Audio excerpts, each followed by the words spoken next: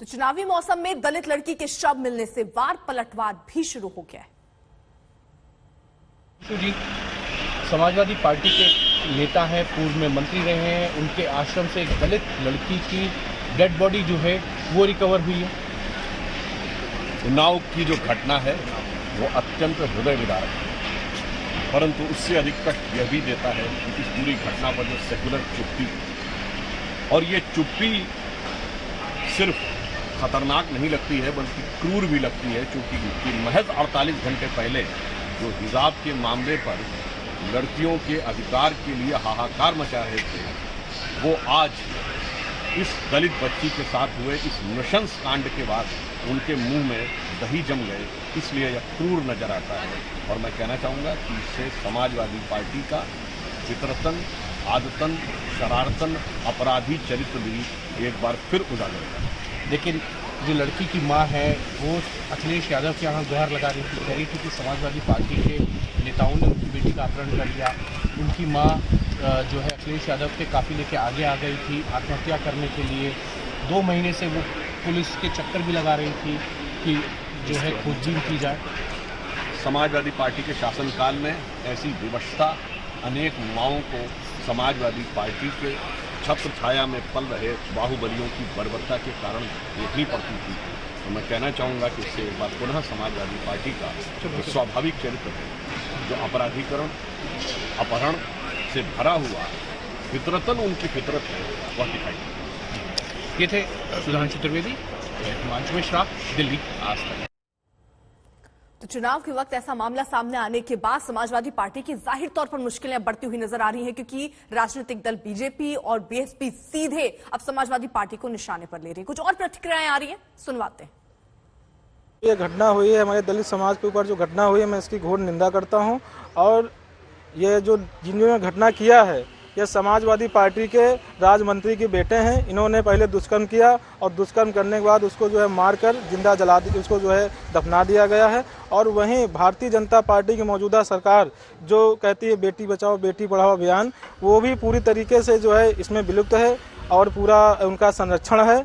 और इस सरकार में जो है भारतीय जनता पार्टी जो सरकार चल रही है, दलितों पे घोर अत्याचार हो रहा है। निश्चित तौर से यह बहुत दुर्भाग्यपूर्ण घटना है। और श्री अखिलेश यादव जी जब उसकी मां उनसे गुहार लगा रही थी कि समाजवादी पार्टी के नेता के कारण से मेरी बेटी गायब है, और आज जब उस बेटी का शव बरामद होता है, तो मैं पूछना चाहता हूं श्री अखिलेश यादव जी से, क्या यही नई सपा है? ये इसमें सपा का कोई नेता हो, नेता का कोई परिवार का सदस्य हो, उसका बेटा हो, और इस प्रकार का वह अपराध करे, और अपराध करने के बाद और अगर उसकी मां आकर के आपके सामने गिड़गिड़ाए तो आप उसे अपनी सिक्योरिटी के माध्यम से दूर करवा दो, यह उत्तर प्रदेश की जनता बर्दाश्त नहीं कर सकती। नई सपा नहीं, ये वही सपा है जो समाजवादी पार्टी के गुंडे अपराध करते थे और उनका संरक्षण किया जाता था। आज यह दुखद घटना है और मैं निश्चित तौर से आज तक के माध्यम से कहना चाहता हूं कि जो पीड़ित परिवार है उसको न्याय दिलाएंगे, और जो बेटी अब इस दुनिया में नहीं रही उसको श्रद्धांजलि अर्पित करते हुए उसके हत्यारों को खोज करके कठोर से कठोर सजा दिलाएंगे। अब इस राजनीतिक बयानबाजी के ऊपर सीधे रुख कर लेते हैं, परिवार के लोग क्या कह रहे हैं ये जान लेते हैं। अभिषेक हमारे साथ, हमारे सहयोगी इस वक्त मौजूद हैं, सीधे रुख कर लेते हैं। अभिषेक, परिवार के लोग आपके साथ थे, वो अपनी बात कहना चाह रहे थे कि किस तरीके का दर्द उन्होंने झेला, किस तरीके की दिक्कतें आई, क्योंकि दिसंबर में उनकी लड़की लापता होती है और फरवरी का महीना चल रहा है।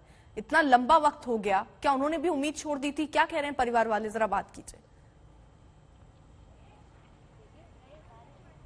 देखिए बिल्कुल अर्पिता, इस पूरे मामले में बड़ा सवाल तभी खड़ा हो रहा था क्योंकि अपहरण के जो आरोप लगा उसके बाद में 2 महीने से ज्यादा का समय हो गया। 8 दिसंबर की ये घटना थी और उसके बाद में जब शव बरामद होता है तो तारीख हो जाती है 10 फरवरी, यानी कि इतना समय निकल गया और उसके बावजूद भी पुलिस की तरफ से कोई कार्रवाई नहीं की गई। इसको लेकर के परिवार में बहुत नाराजगी है। उनकी मां लगातार रोते बिलखते हुए, चूंकि उसका बेटी का जो है अंतिम संस्कार कर दिया गया है, पोस्टमार्टम के लिए उसके शव को भेजा गया था और पोस्टमार्टम में इस बात की पुष्टि हो रही है है कि गले की जो गर्दन की हड्डी है वो टूटी पाई गई। इसके अलावा चोट के सर पर निशान है, गला दबाने से हत्या हुई है, ये भी कहीं ना कहीं वो रिपोर्ट से सामने आ रहा है। लेकिन फिलहाल इस इलाके में मातम पसरा हुआ है।